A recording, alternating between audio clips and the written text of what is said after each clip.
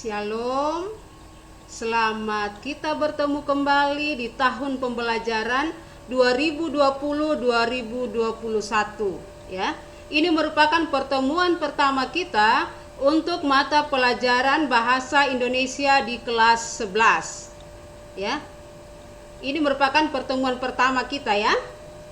Ya, jadi hari ini kita akan memulaikan materi kita. Tetapi sebelum kita memulaikan materi, Ibu mau bertanya dulu ya. Siapa yang tadi pagi bangun minum kopi atau minum teh atau minum susu atau langsung sarapan? Ya. Pasti apa yang kalian telah konsumsi itu tidak mungkin langsung jadi di situ toh. Ya, pasti semuanya membutuhkan proses. Ada proses sehingga bisa jadi, bisa ada itu ya. Jadi kalau kita kaitkan materi kita hari ini dengan apa yang Ibu sudah pertanyakan kepada kalian, kira-kira kita akan membahas tentang materi apa? Segala sesuatu yang memerlukan proses ya. Kira-kira kita akan mempelajari tentang apa? Iya. Jadi, untuk pertemuan pertama kita hari ini, kita akan membahas tentang materi menyusun teks prosedur, ya. Menyusun teks prosedur. Ya, jadi dari materi ini ada beberapa kompetensi dasar yang harus kita bahas sehubungan dengan materi menyusun teks prosedur.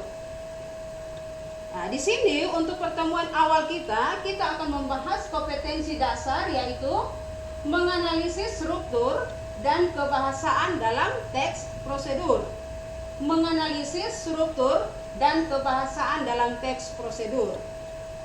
Ya, dari kompetensi dasar ini ada dua tujuan ya yang harus kita capai. Yang pertama, siswa dapat menganalisis struktur dari teks prosedur.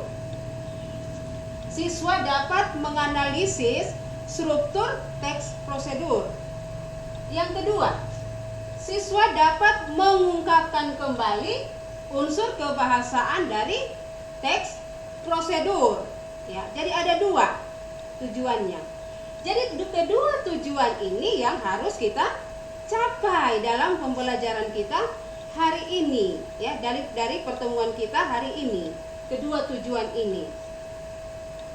Ya, sekarang Ibu mau tanya. Mungkin ada yang sudah tahu apa yang dimaksud dengan teks prosedur. Ya. Pasti sudah ada yang bisa menjawab apa yang dimaksud dengan teks prosedur. Nah, jadi teks prosedur adalah teks yang berisi cara, tujuan untuk membuat atau melakukan sesuatu hal, langkah demi langkah yang tepat secara berurut sehingga menghasilkan tujuan yang kita inginkan ya.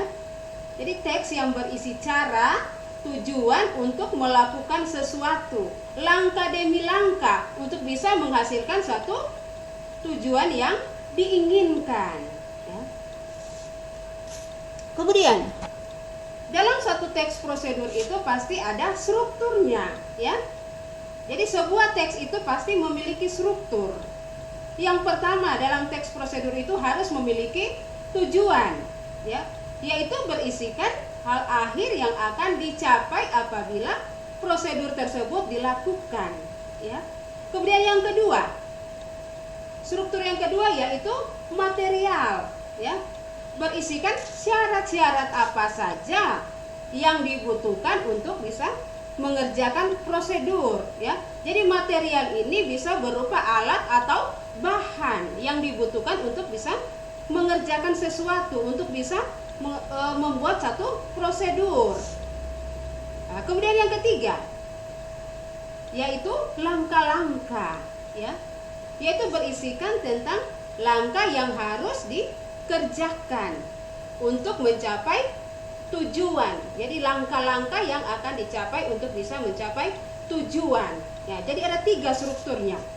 Ya, selain dari struktur, bahwa teks prosedur juga memiliki ciri-ciri, ya. Dikatakan teks prosedur karena apa? Ya, yang pertama memiliki tujuan. Yang kedua, berisi perintah atau anjuran atau menggunakan pola kalimat perintah, ya. Jadi menggunakan kalimat perintah atau imperatif. Nah, jadi untuk pola kalimat perintahnya di sini partikel, ya, partikel yang sering digunakan itu ada 3 partikel yang sering digunakan dalam pola kalimat perintah. Yang pertama partikel kan, yang kedua partikel i, dan yang ketiga partikel la, ya, 3. Misalkan yang menggunakan partikel kan, kata masukkan. Nah, masukkan berarti memerintahkan. Dari kata dasar masuk menjadi masukkan, berarti dia menyuruh, toh? Ya. Kemudian misalnya yang berakhiran i, hindari, hindar. Kata dasarnya hindar. Ya, mendapat akhiran i sehingga menjadi hindari, berarti dia menyuruh. Kemudian kata kerja yang berakhiran atau berpartikel la, ya. La, misalnya pakailah. Pakailah. Ya, itu berakhiran la. Jadi dia menyuruh memakai, pakailah. Nah, kemudian yang ketiga, menggunakan kata kerja aktif, ya. Yang bagaimana dia maksud dengan kata kerja aktif itu, ya? Pasti kalian bertanya, apa yang dimaksud dengan kata kerja aktif? Ya. Kata kerja aktif itu adalah kata kerja yang memberikan suatu tindakan kepada objeknya. Memberikan suatu tindakan kepada objeknya, ada objeknya. Ya. Misalkan kata menyiram, ya. Menyiram, apa yang disiram? Ya. Kemudian dikatakan memberikan suatu tindakan kepada objek. Nah, membungkus, melempar, ya, siapa yang melakukan itu? Misalnya menyiram, siapa yang menyiram? Membungkus, siapa yang membungkus? Apa yang disiram, apa yang dibungkus, dan seterusnya. Itu merupakan kata kerja aktif, ya. Jadi ada objek, ada suatu tindakan yang dilakukan, ya. Itu yang dimaksud dengan kata kerja aktif. Kemudian yang keempat, menggunakan kata penghubung atau konjungsi. Ya, ini ya. Menggunakan ciri keempat yaitu menggunakan kata penghubung atau konjungsi. Yang jelas kalau kita menyusun langkah-langkah atau cara-cara atau proses-proses pasti memerlukan kata penghubung untuk bisa menghubungkan langkah yang pertama dengan langkah kedua, langkah ketiga, dan seterusnya. Ya. Nah, di sini yang kita lihat di sini yang namanya dikatakan menggunakan kata penghubung, misalnya kata selanjutnya, lalu, kemudian, ya, dan seterusnya.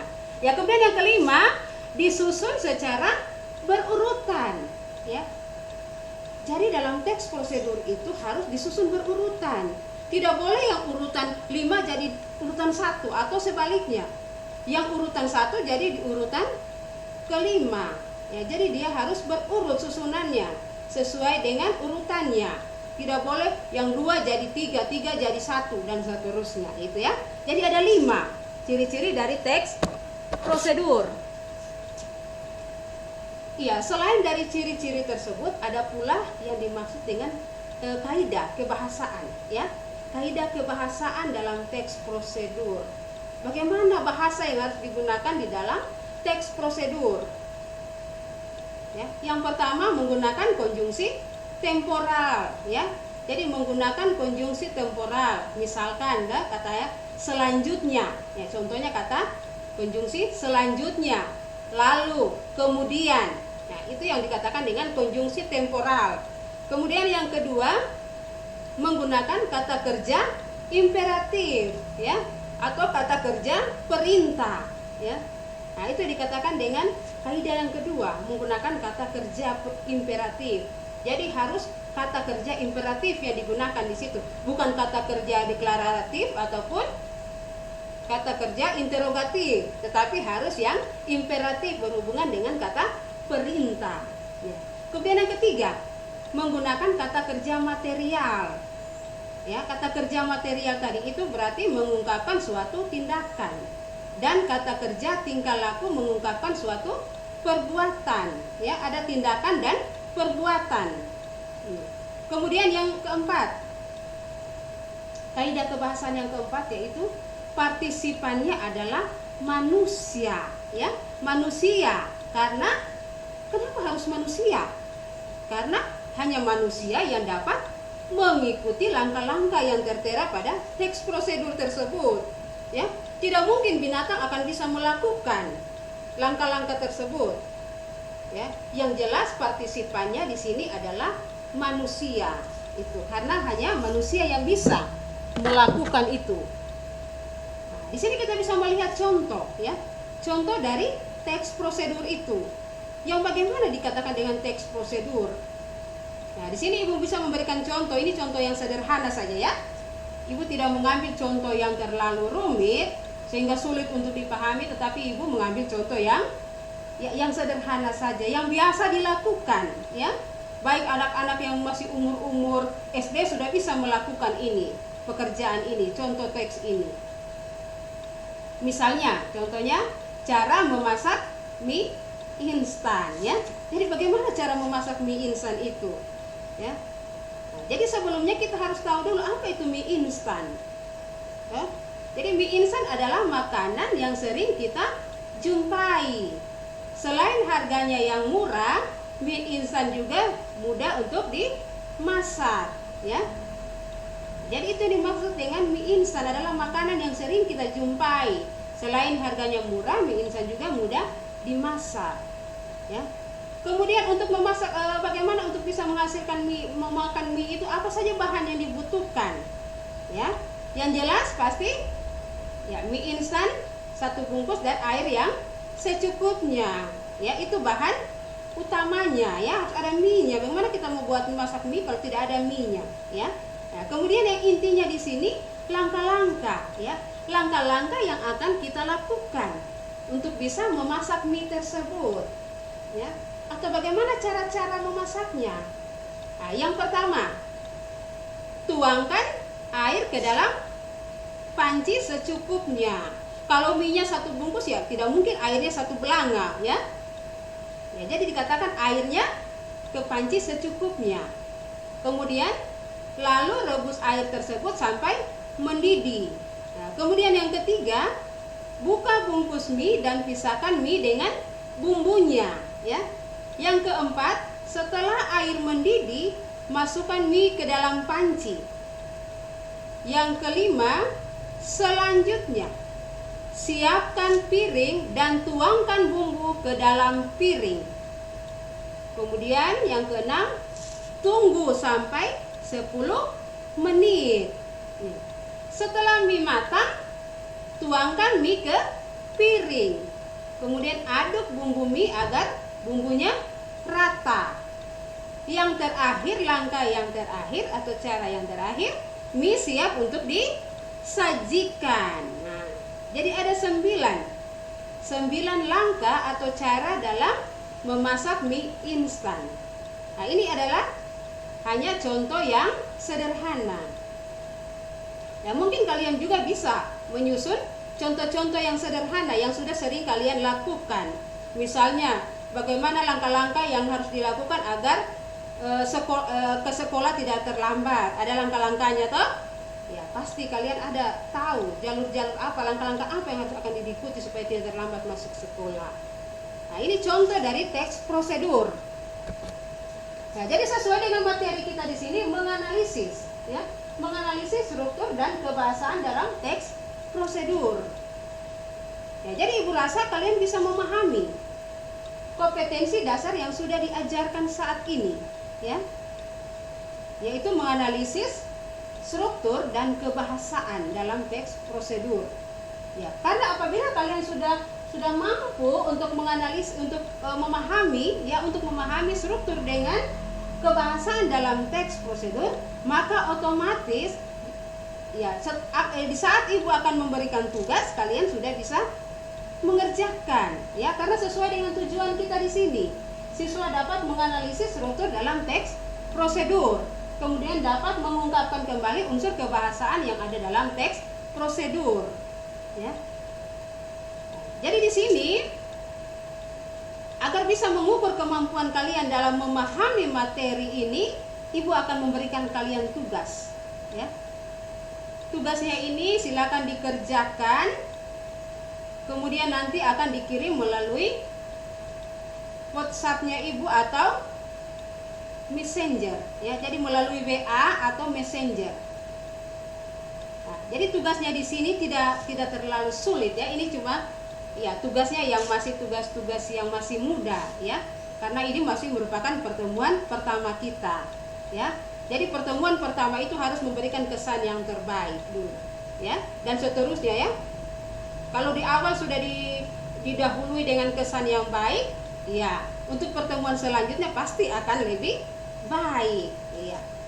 Jadi tugasnya di sini masing-masing siswa itu mencari ya, mencari contoh teks prosedur ya, mencari contoh teks prosedur, apakah dia mau cari di Google, apakah dia mau cari di majalah-majalah, atau dia mau cari di buku-buku, terserah ya. Intinya di sini nanti dari teks prosedur yang sudah kalian dapat itu ya, kalian akan menganalisis strukturnya ya, menganalisis struktur dari teks itu, apakah sudah sesuai dengan yang ibu jelaskan tadi atau tidak ya.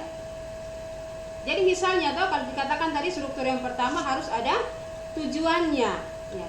Ada tidak dalam teks prosedur yang kamu temukan itu, yang ada sama kamu itu, ada tidak tujuannya? Nah, kemudian bagian mana yang dikatakan tujuan itu ya. Begitu selanjutnya. Jadi sesuai dengan struktur tadi ya, struktur dari teks prosedur yang sudah dijelaskan di awal. Nah, demikian juga dengan kebahasaannya tadi. Kita kaitkan dengan teks tersebut, teks yang sudah kita temukan. Sesuai tidak kebahasaannya dengan yang sudah dijabarkan tadi itu.